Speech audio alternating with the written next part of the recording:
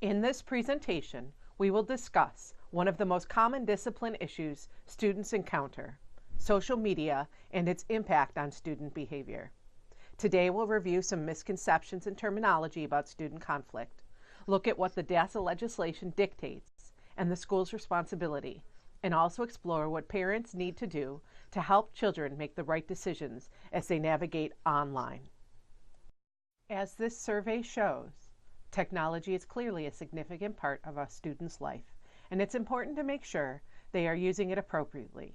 And with the supervised care, we'd give any kind of interaction between our children and others. Some of this data is startling. For example, almost 1/2 of all students are sharing personal information with strangers online. Students identified that much of this happens in friending of strangers in apps like Instagram or in online gaming forums. Parents have shared experiences where students have posted questionable content through their Snapchat or Instagram and discovered that those images and videos were shared with their peers and strangers, unbeknownst to the teen. Most pertinent to our experiences in the realm of school is the number of students who are being harassed online or who are participating in harassing behavior. Online harassment is likely not occurring at school. It is occurring outside of school hours, but many times these issues boil over during the school day when students are forced to interact face-to-face with the previously faceless online aggressor. In conversations with administrators throughout the area, about 80 to 90% of our student conflicts are born online. We do what we can during school hours to support students and to help students to be good citizens.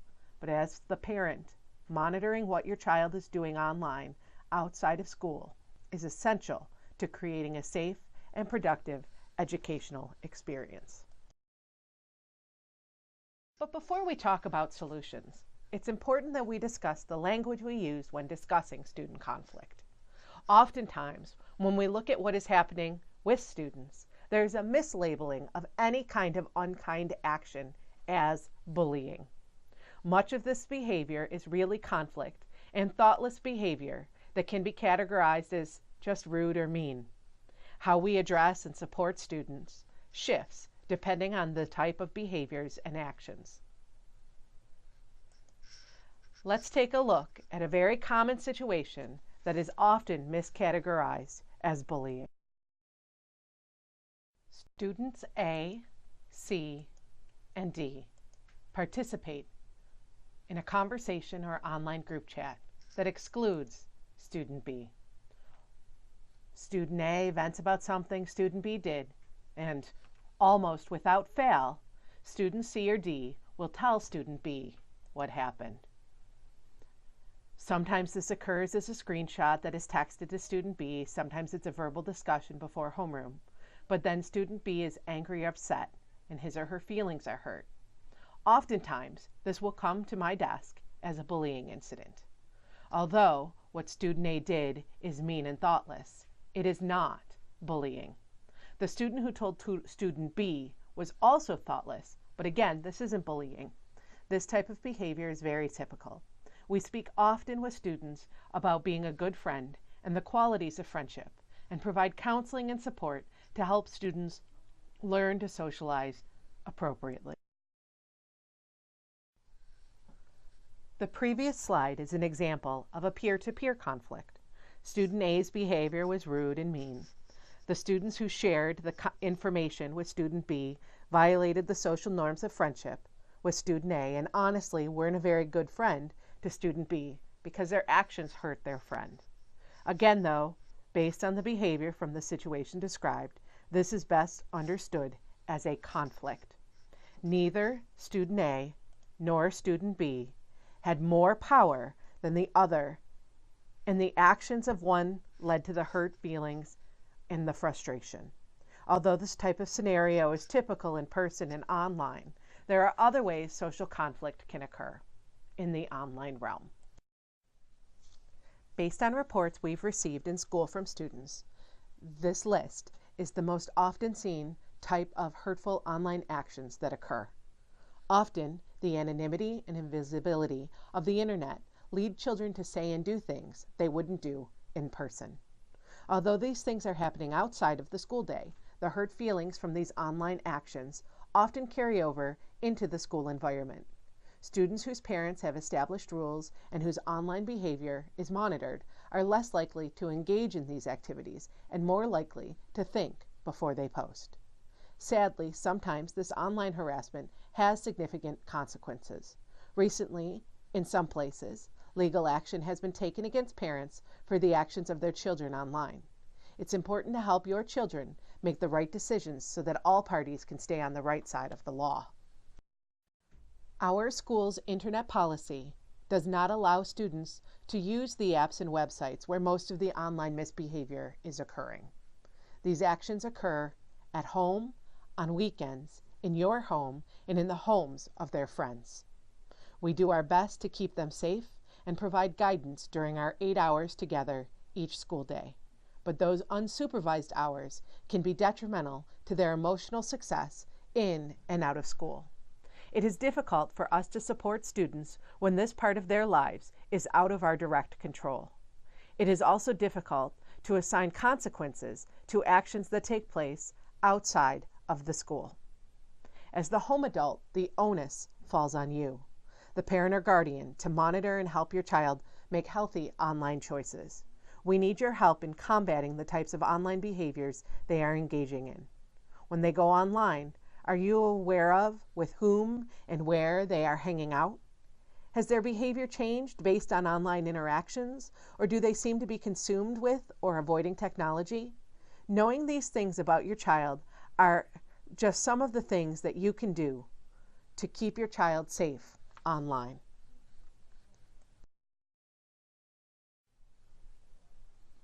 Unlike mean, rude, or conflict-based behavior, bullying behavior has 3 very specific traits, according to the New York State Dignity for All Students Act, also known as DASA.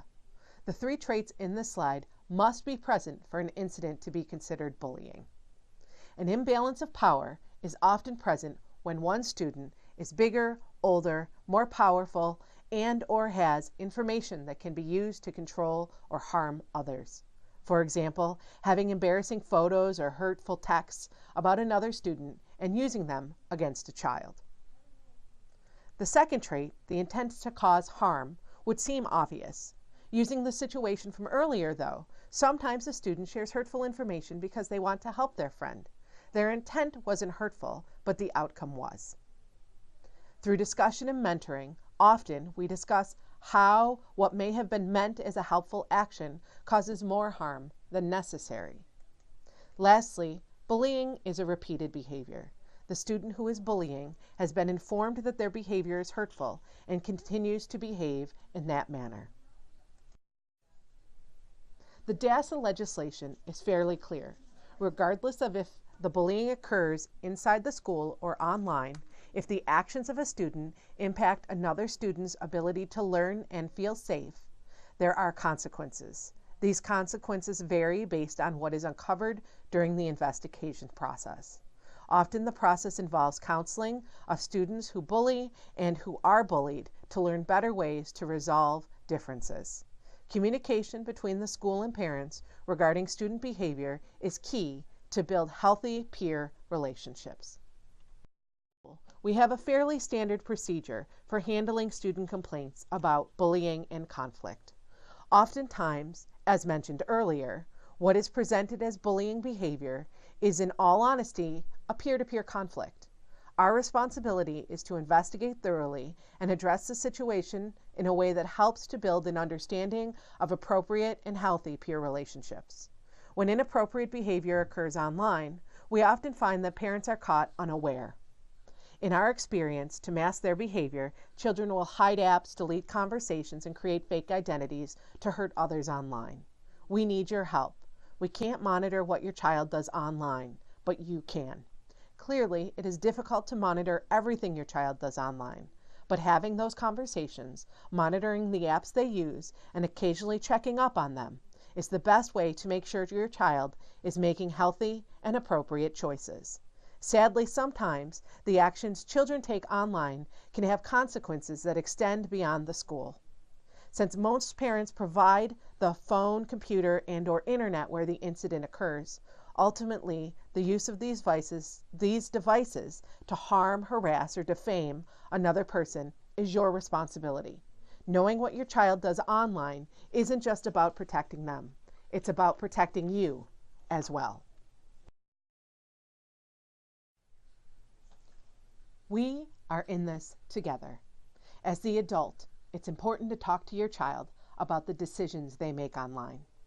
You probably wouldn't allow your 11 to 14-year-old to wander unsupervised around a city of thousands of strangers for hours on end. Yet many of us allow them to do just this virtually every day when we let them go online.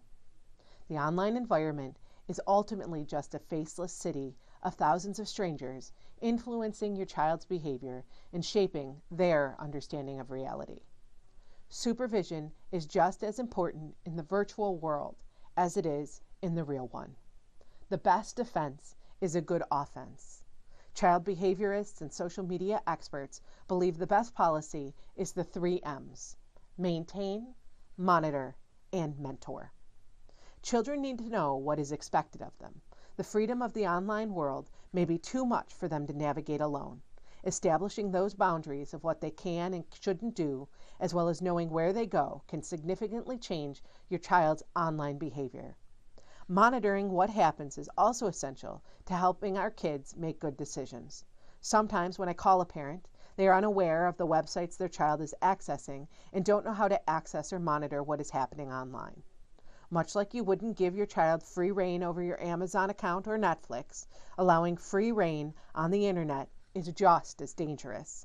There are web links and resources available on our website to learn more about current technology trends for children.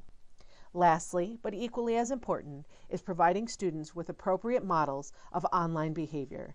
Children watch us for how to behave online. If we show them that hateful words and actions are acceptable ways to handle conflict, they will respond similarly. The unfortunate target of poor behavior from their peers, it's crucial to respond appropriately.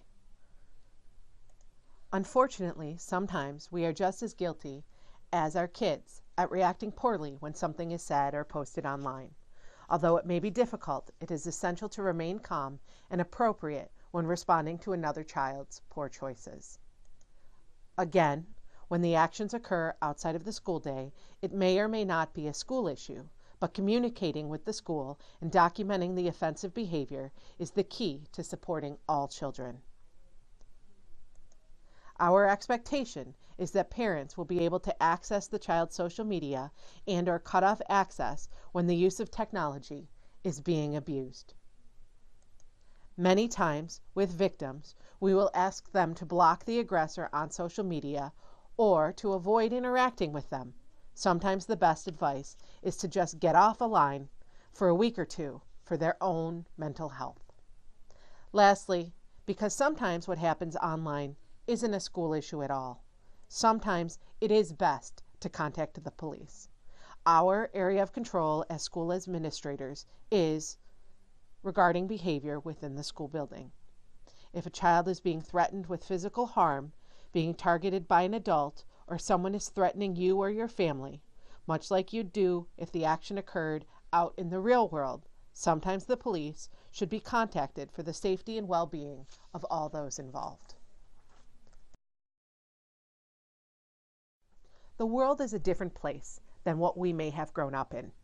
Much of the interaction that once happened face-to-face, through a pass note, or from conversations over the telephone, now happen through fiber optic wires with little guidance for children and what often feels like little to no support for parents on how to handle it. Not only must the adults in a child's life worry about the real world, but also learn to navigate the virtual one. Our kids are so savvy at using technology because it's the only world they know, but for many of us, it's a daily struggle to keep up with them.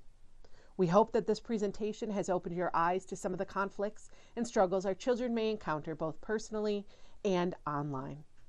Our goal is to help you better support your child so that we can work together to create successful digital citizens who can engage in the online world without fear.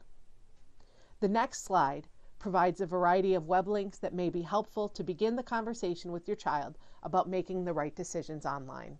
Thank you.